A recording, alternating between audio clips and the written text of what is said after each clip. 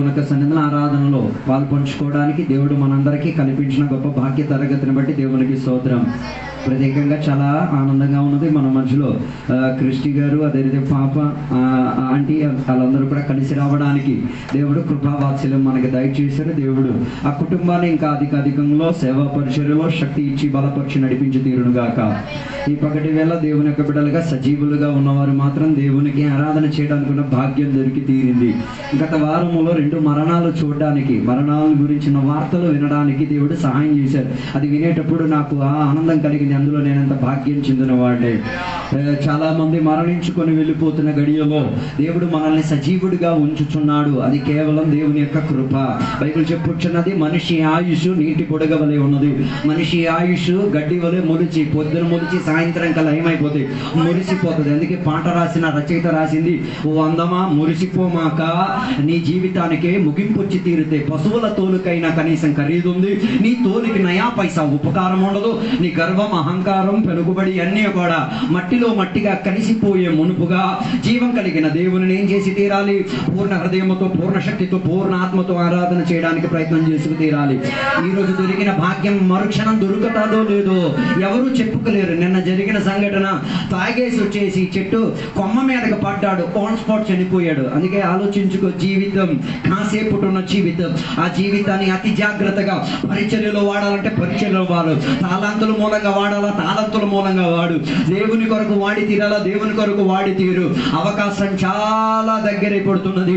దేవుని యొక్క బిడ్డలు దానిలో ఏం చేయాలి? తీర్మానం చేసుకు తీరాలి.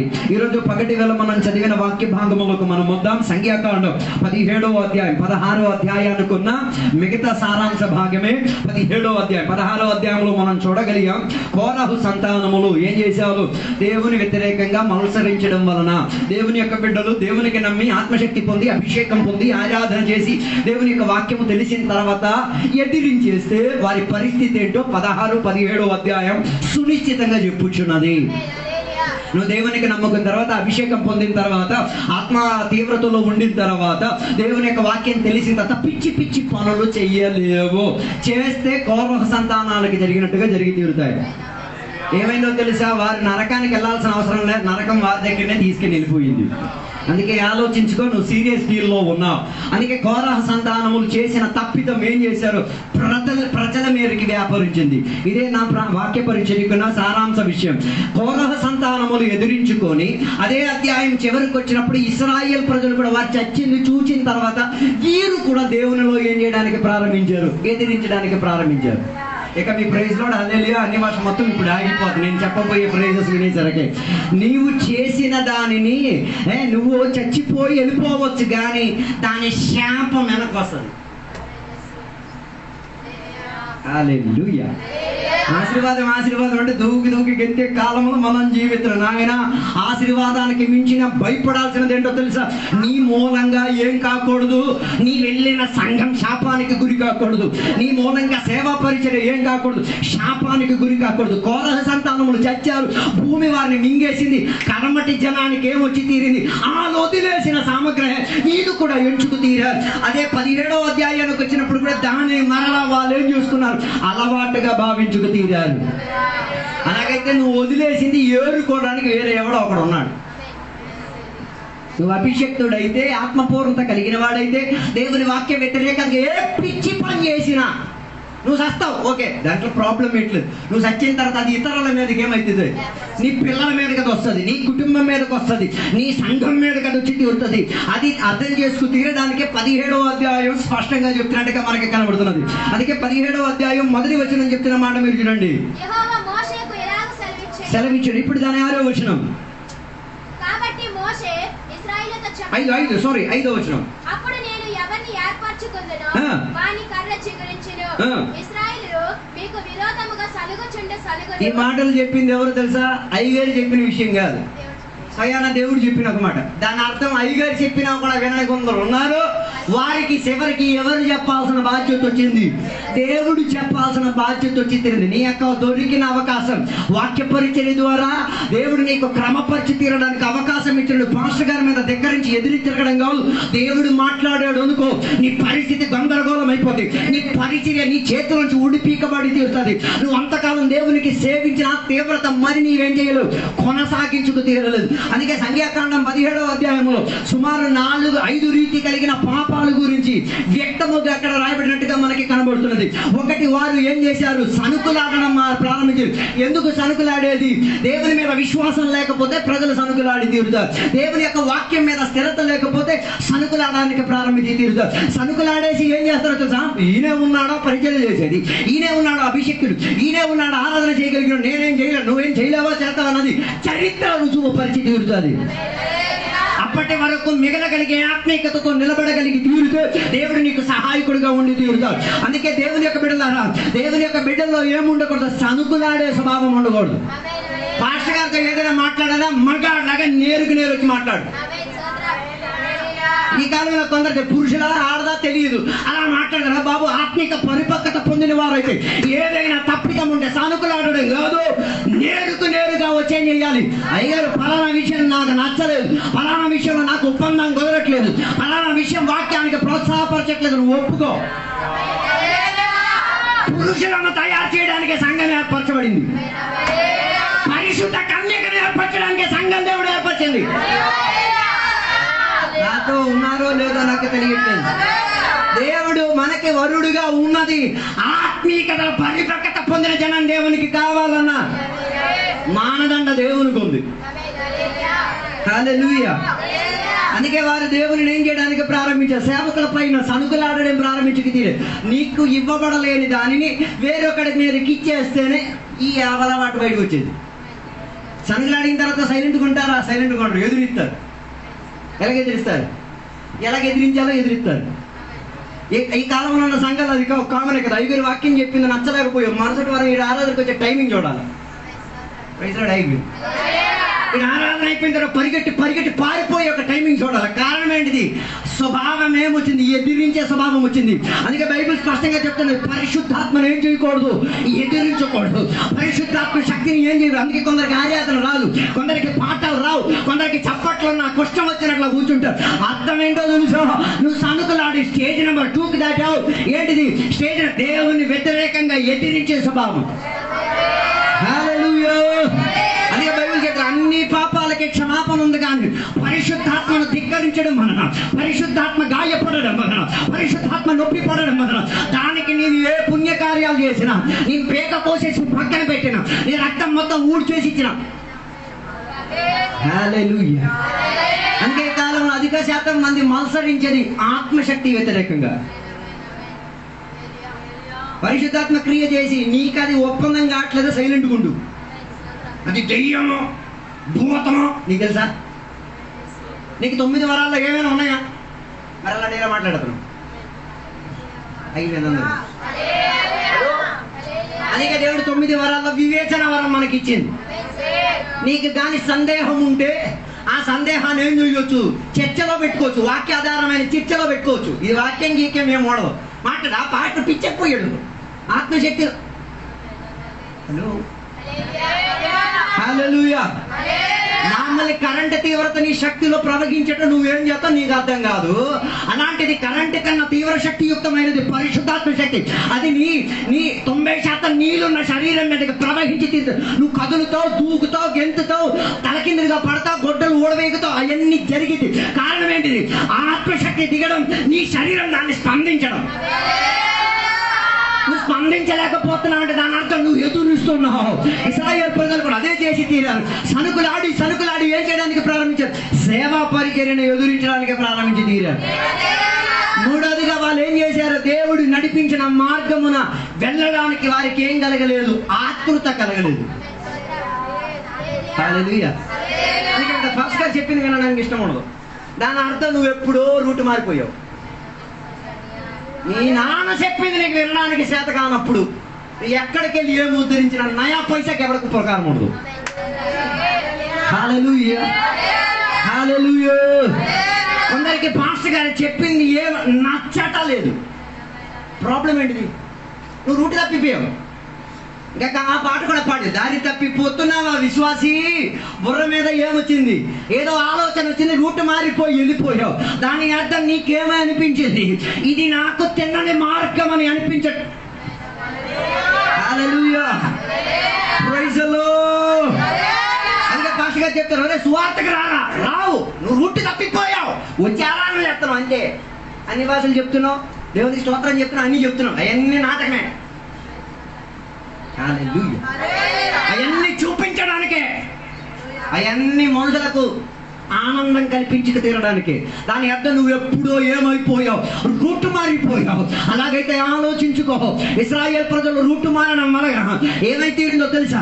ఎన్నో సంవత్సరాలు వారు దేవుని దృష్టిలో ఏమైతీరారు, వాళ్ళు దేవుని యొక్క దృష్టిలో బంధింపబడిలోకి వెళ్ళే స్థాయిలోకి వెళ్ళిపోయి తీరారు.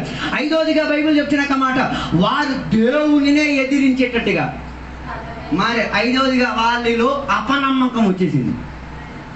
Praise god. అలాంటప్పుడు మీరు ఆలోచన, ఈ ఐదిట్లో ఏది నీలో ఉన్నా అది ట్రాన్స్ఫర్ అవుతుంది. నువ్వు నమ్మకంతో జీవించావు అనుకో, నీ పిల్లలు నమ్మకస్తులై మారుతారు. నువ్వు అపనమ్మకం అపశక్తినిష్టై జీవించావు అనుకో, నువ్వు చచ్చిపోవక్కర్లేదు, నీ పిల్లలు అలా తయారై వస్తారు. హల్లెలూయా.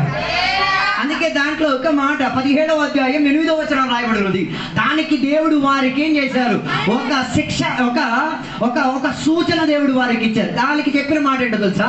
12 గోత్రాల్లో అందరూ వారి ఏం చేసుకు తీరాలి, కర్రలు తీసుకొచ్చి తీరాలి. Praise god. నీ సంఘ కాపరి యొక్క అభిషేకాన్ని నీవు తృణీకరించుచున్నా, నీ సంఘ కాపరి యొక్క పరిచర్య నువ్వు ఎదిరించి తీరుచున్నా, దేవుడు చెప్పుచున్న మాటలని ఆ ఇద్దరు ఒక్కటని తెలియపరచడానికి ప్రజలు రెడీ అయిపోయారు. ఎవరు ఇద్దరు? అహరోను మోసే ఒక పక్క, మరో పక్క ఇశ్రాయేల్ ప్రజలు ఒక పక్క. ఈ ఇరు కేటగిరీలో ఒక్కటి అనుకుంటున్నారు.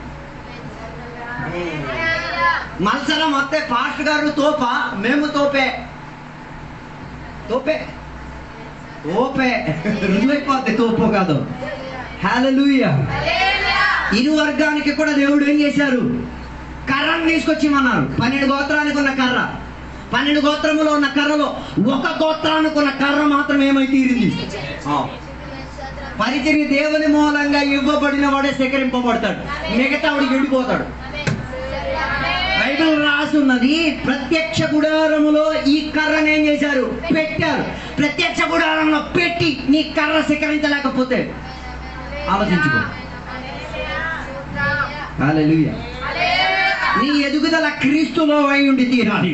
నీ జీవమే ఎక్కడ ఆధారమై ఉండి తీరాలి, సంఘములో ఆధారమై ఉండి. దాని అర్థం సంఘములో నువ్వు ఎదగలేకపోతే, సంఘములో నువ్వు సేకరించలేకపోతే మరి నీ పరిస్థితి ఏంటో నీవే అర్థం చేసుకో. హల్లెలూయా, హల్లెలూయా. అందుకే ఇప్పుడు కూడా చాలా మంది దేవుని యొక్క బిడ్డలకు అర్థం కావట్లేదు, ఆరాధన ముఖ్యమా పని ముఖ్యమా అర్థం కావట్లేదు. హలో, ఆరాధన ముఖ్యమా పని ముఖ్యమా ఇప్పుడు కూడా కొందరుగా ఏం కాదు. నువ్వు పని చేసేసి చచ్చిపోయిన తర్వాత ఎవడు తింటాడు? పని చేసి సంపాదించి ఉంచిన తర్వాత ఎవడు తింటాడు? అందుకే ఒకటి సంపాదించుకొని ఇంటికాడ దాచి ఉంచి దేవుడు అడిగి ఒక మంచి పేరు పిలిచాడు. ఏం పిలిచాడు? అభిషక్తుడైన వెర్రివాడా. ఏం పిలుపది? అన్నీ ఆడికి మనకి తేడా ఏంటో తెలుసా? ఆయన పిలిచాడు, మనల్ని పిలవలేదు. హల్లెలూయా. మన పాటలు కూడా అలా తయారు, నన్ను పిలవద్దయ్యా, నేను పిలుచుకుంటాను, నన్ను మాత్రం నువ్వేం తీయకూడదు. నాయన దేవుడు పిలిస్తేనే నీకు హెచ్చరికగా మారి తీరేది. ఆయన దేవుడు పిలిచారు, అప్పుడు కూడా తన జీవితం గురించి ఆయనకి ఏం కలగట్లేదు, ఒక పశ్చాత్తాపం వచ్చి తీరట్లేదు. ఈ పగటి వేళ దేవుని యొక్క బిడ్డలారా, నీ శిఖరింపు ఎక్కడై ఉండి తీరాలి? ప్రత్యక్ష గుడారములో అయి ఉండి తీరాలి. మత్సరించిన వాడు ఏం కాలేడు, పువ్వు ఎత్తుకోలేడు, కాసుకోలేడు. ఎదిరించిన వాడు, సందేహపడిన వాడు, దేవుని యొక్క త్రోవను విడిచిపెట్టిన వాడు, దేవుని మీద అపనమ్మకం పెట్టినవాడు ఏం చేయలేడు, సంఘములో ఎదుగుదల పొందలేడు. హల్లెలూయా, హల్లెలూయా. అలాగైతే నీ ఎదుగుదల సంఘం మూలంగా రావాలి. అందుకే బైబిల్ రాసినది, దేవుడు అందరికి తలాంతులు ఇచ్చారు. ఒకడికి 5, ఒకడికి 3, ఒకడికి 2, ఒకడికి 1. ముగ్గురికి ఏం చేశారు? వారి స్తోమత చప్పున వారికి ఏమి ఇవ్వబడింది? తలాంతులు ఇవ్వబడింది. ఇవ్వబడిన తలాంతులను ఇరు వర్గాలు ఏం చేసి తీరారు? దానిని డబల్ చేశారు. హల్లెలూయా. దాని అర్థం డబలింగ్ చేసే శక్తి, అభిషేకం నీ తల మీద ఉంది. అర్థం కాలేదు? రెట్ల శక్తి కావాలి, ఏం అక్కర్లే, నీ మీద పడుంది. దానిని ఏం చేయాలి? అలవాటు చేసుకోవాలన్నా, అభ్యాసంలో తెచ్చుకురావాలంటే నీకెక్కడ? ప్రత్యక్ష గుడారముతో అంటుండి తీరాలి, దేవుని వాక్యముతో అంటుండి తీరాలి, దేవుని ఆత్మశక్తితో నీకు అంటుండి తీరాలి, దేవుని సమాజముతో నీకు. కొందరు చర్చికి దేనికి పనికిరారు. తలాంత్ ఉంది, ఉపయోగం లేదు. ఆ ఒక్కటి దొరికినాడు ఏం చేశాడు? మనవాళ్ళు కూడా అలాగే బాధ పెడుతున్నారు. సువార్త నీ ఆత బాధ పెట్టావు, ఉపవాస గుడికి ఒక నీ ఆత బాధ పెట్టావు. ఇప్పుడు అభిషేకం రావాలి, అన్ని వాటిలో ఆరాధన ఇప్పుడు చేయాలి. ఇది లేదు కదా మనకి. హలో, ఇంటికాడకి వెళ్ళినప్పుడు అన్ని భాషలు ఉండవు, ప్రార్థనలు ఉండదు, ఏమి ఉండదు. దాని అర్థం నువ్వు ఏం చేసేసావు? ఓ లార్డ్. హలో, దేవుడు నీకు ఇచ్చింది. అక్కడ బైబిల్ చెప్తున్న మాట ఏంటో తెలుసా? నువ్వు ఘోరమైన వాడవని తెలిసి నేనేం చేశాను? పూజ పెట్టానట. దేవుడు ఎట్లా అంటాడు? విత్తనం వెయ్యని చోట్ల కోత కోసేవాడని తెలిసినట్టు ఇంటికి. నువ్వు దేవుని ప్రశ్నించడానికి నువ్వెవరు? హలో, దేవుని బిడ్డలు దేవుని ప్రశ్నించవచ్చా? మీ ఊర్లో ఉన్న మెజిస్ట్రేట్కే ప్రశ్నించడానికి నీకు కుడి తీరం చాలదు. అయిపోయింది. మీ స్టేట్లో ఉన్న సీఎంనే ప్రశ్నించడానికి అధికారం నీకు రాదు.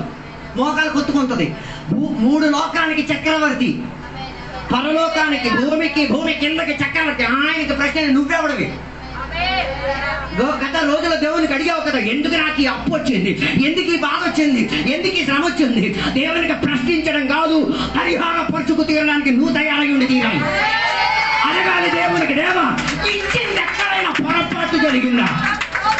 హల్లెలూయా. నాకు సంఘం ఇచ్చి నేను ఎదగలే, ఆత్మశక్తి ఇచ్చి నేను ఎదగలే, దేవుని యొక్క సేవకులు ఇచ్చి నేను ఎదగలే. పొరపాటు ఎక్కడ జరిగింది?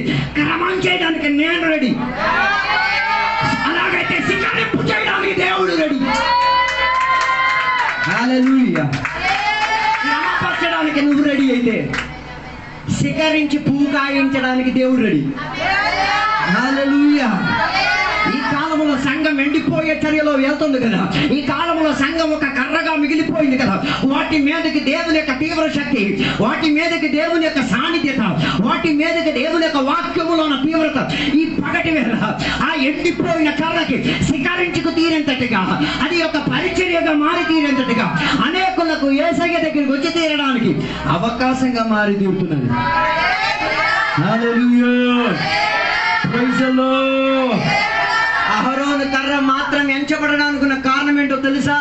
అహరోను యొక్క కర్ర మూలంగా శిఖరించుకు తీరడానికి, యేసయ్య జన్మించుకు తీరడానికి. హల్లెలూయా.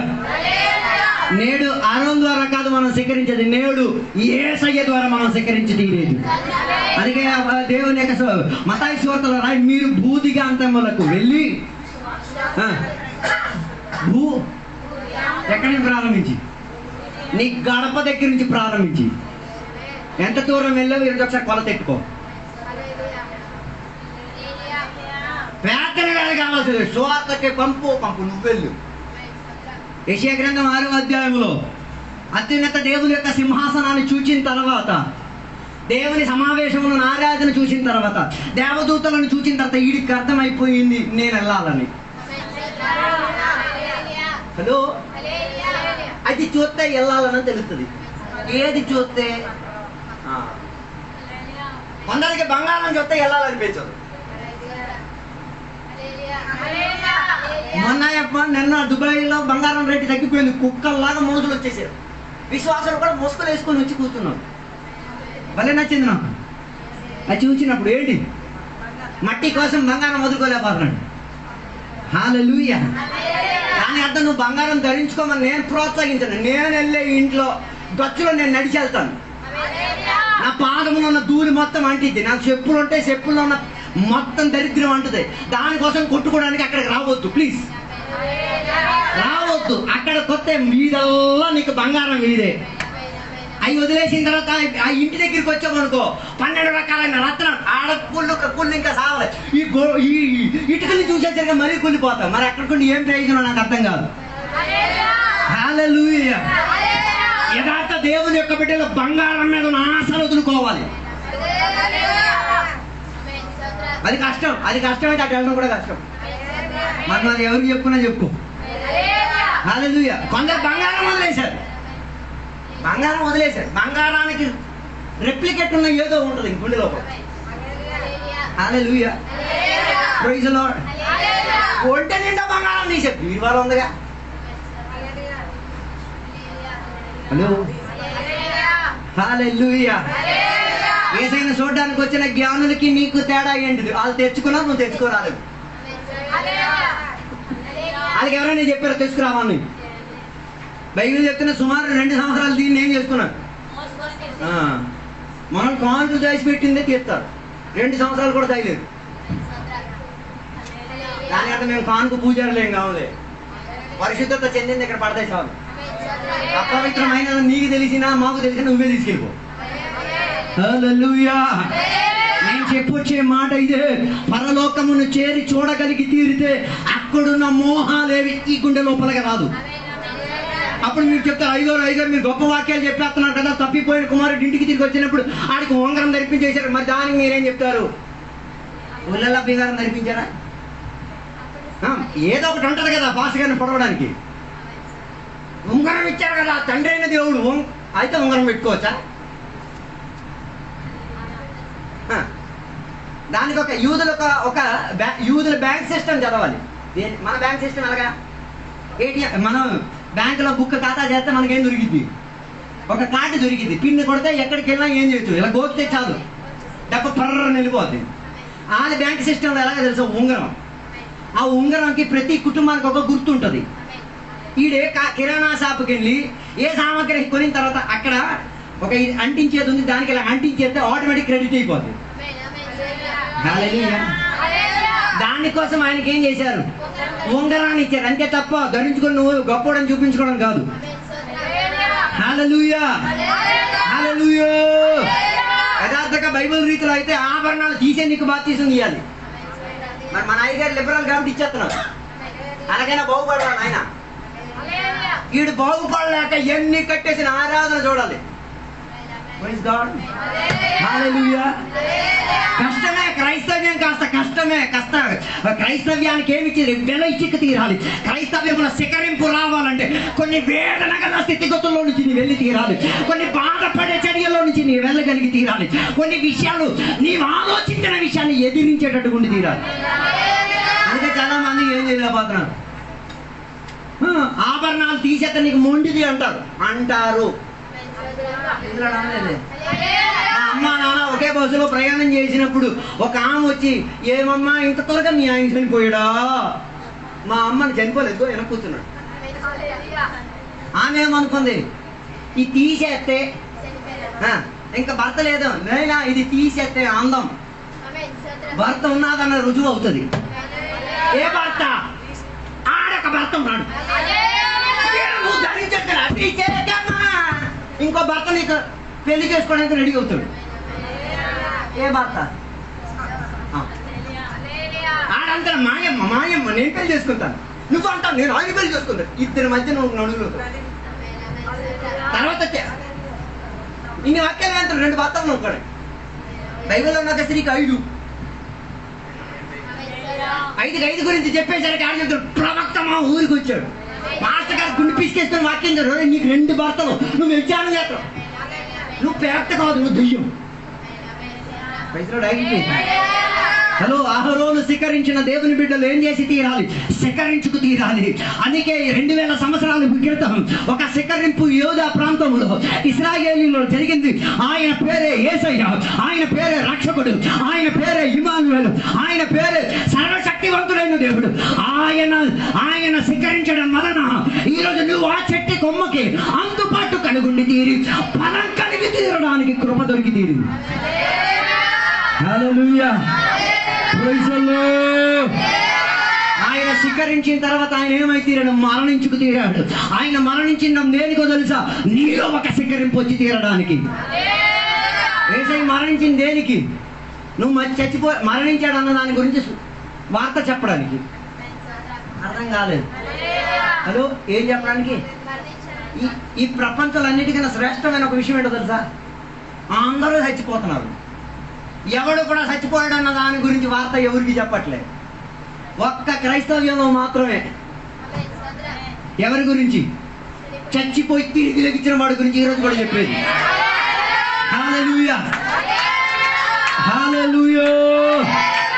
అందుకే పౌలు గారి సువార్త భారం నా మీద ఎయ్యబడింది. పాస్టర్ గారి మీద కాదు. ఎవరి మీద? నువ్వు ఆ వాక్యం చేస్తే అది నీ మీద. మనకి సువార్త పని, నువ్వు సువార్త భారం, పని భారం నా మీద ఉంది. పోనీ పని చేసేసి ఏమేమి తెస్తున్నావా? మొత్తం గోడ సంచే ఆ నుంచి తెత్తనం, 7 నుంచి మొత్తం. హల్లెలూయా. సువార్త భారం ఎక్కడుంది? నా మీద పడి ఉంది. నేను సువార్త చెప్పకపోతే అయ్యో కష్టం. మనం చెప్పకపోయినా కష్టమని నష్టం అర్థం కావట్లేదు. హల్లెలూయా. పోయిన రోజు ఒక ఊరికి సువార్తకి వెళ్ళినప్పుడు ఒక బీన విధవరాలైన ముసలమ్మ చచ్చిపోవడానికి రెడీ అయ్యే టైంలో ఆమె మనసులో కోరిక, ఆమె దేవునికి నమ్ముకుంది కాబట్టి మనసులో ఒక కోరిక, చచ్చే ముందు స్థలం సంఘానికి ఇచ్చి సంఘం కట్టేస్తాం. అలా పాస్టర్ గారికి ఎవరో చెప్పి పాస్టర్ గారి చేత సంఘాన్ని ఏం చేసింది? కట్టించింది. ఆమె సంఘంలో ఒక్క విశ్వాసం కూడా లేదు. మేము ఆ ఊరికి సువార్త చెప్పడానికి వెళ్ళేసరికి ఆ అమ్మ పరిగెట్టు వచ్చింది పాటలన్నీ వినేసి. అయ్యో, నేను నా పొలం ఇచ్చానయ్యా, సంఘం కట్టబడిందయ్యా, ఒక్క విశ్వాసం లేదయ్యా. ఈ ఊళ్ళో అందరికీ నేను చెప్తున్నాను, మీరు కూడా వచ్చి చెప్తున్నది దేవుని కృపయ్యా, దర్శనం అది.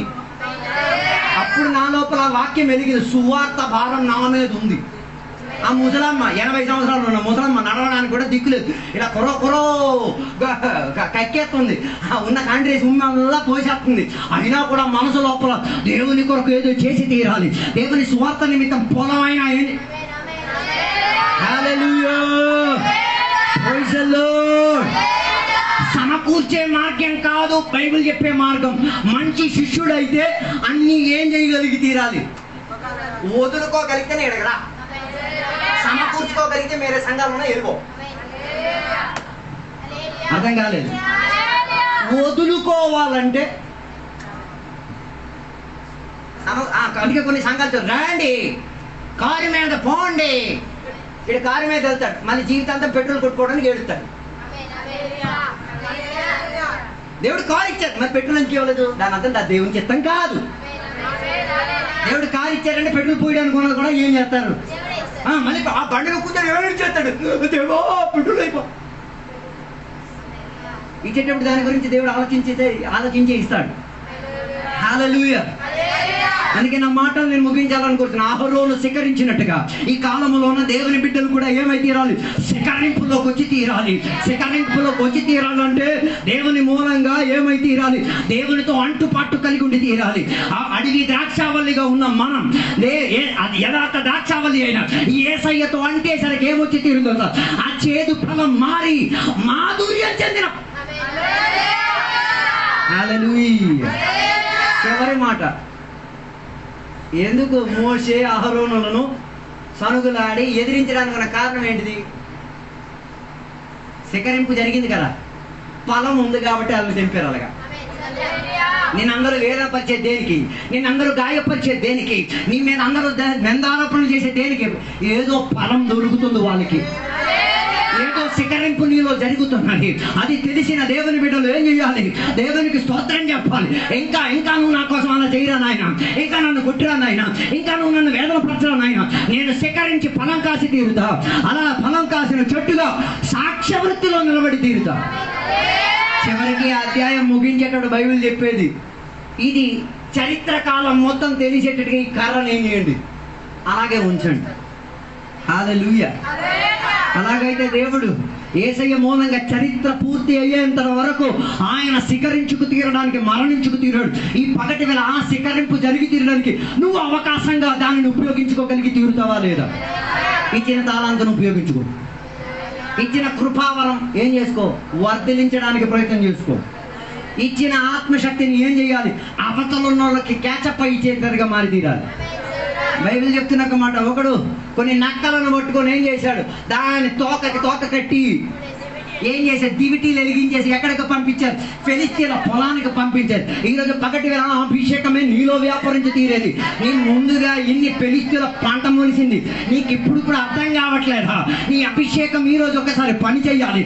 కొన్ని దుర్శక్తులను ఏం చేయాలి, కట్టి వేసి అగ్గి ముట్టించేసి ఫిలిస్తీన్ల పొలంలోకి పంపించేసి ఒక శుద్ధీకరణ తెప్పించుకోగలిగితే నువ్వు రెడీ అవుతావా?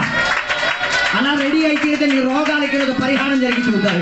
అలా రెడీ అయితే నీ శాపాలు ఈరోజు విరిగి తీరుతాయి. అలా రెడీ అయితే నీ కుటుంబం బాగుపడి చూస్తారు. అలా రెడీ అయితే నీ శారీరక స్థితిగతులు మార్పు వచ్చేస్తాయి. అలా రెడీ అవ్వడానికి సిద్ధమైతే నీ మానసిక ఒత్తిడి నేను విడిచిపోతాయి. అలా రెడీ అవ్వడానికి సిద్ధమైతే నీ మేలు ఒక అభిషేకం వ్యాపారికి చూస్తారు. దాని కొరకు తయారవుతారు. ఈ వాక్యాల ద్వారా దేవుడు మనలందరూ కూడా దీవించును గాక. ఇప్పుడు చిన్నపిల్లలకి సాక్ష్యం చెప్పడానికి ఉన్న సమయం, చిన్నపిల్లలు నిలబడతారు, ఒక పాట పాడతారు, సాక్ష్యం చెప్తారు.